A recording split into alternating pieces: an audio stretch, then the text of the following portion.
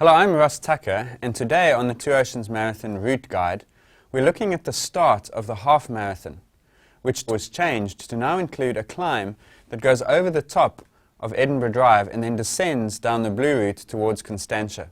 This is a challenging aspect of the race because it comes so early in the dark, and unfortunately it means that there's a hill within the first 5 minutes of starting the race. So we took our cameras out, and I want to talk you through some of the key thoughts and ideas around how to tackle this section on race day. So we've just made the left turn near the Shell garage onto the M3, and immediately the climb begins, though at this early stage it's still fairly gradual. One of the biggest challenges that you'll have on race day is that here you will be surrounded by thousands and thousands of people, and it's very easy to get swept up in the masses, possibly running at a pace that's maybe 10-15 seconds per kilometer faster than you normally would. Now that may not seem like it's too fast, but if you keep that going for the duration of this climb, it puts you about a minute ahead of maybe what your schedule should have been, and that can have repercussions for later on. When you go through that previous intersection, the road does start kicking up, and where you are now on this long straight section is the steepest part of this climb. It is again fairly steep, but the combination of people plus darkness make it deceptively flat looking. And so again, don't be deceived into pushing too hard, too early, because there will be a price to pay for that later.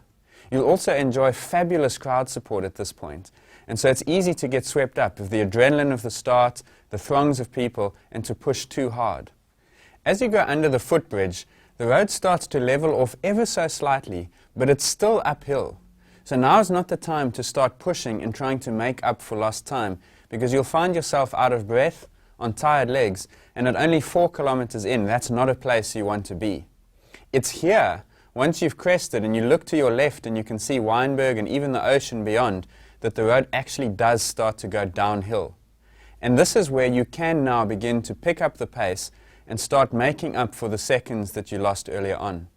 It's really important though that you don't overdo it, because if you do so and you push too hard on this descent, then you're taking too much out of your legs, you're pounding your muscles, and there's a price to pay for that when you get to Southern Cross and the climbs up towards Kirstenbosch and UCT a little bit later on in the race. So rather hold yourself back and consider how you will feel towards the latter half of this race where it is more challenging. A technique tip for you at this point is not to lean forwards or backwards. If you want to slow down, the best way to do it is to lower your hips.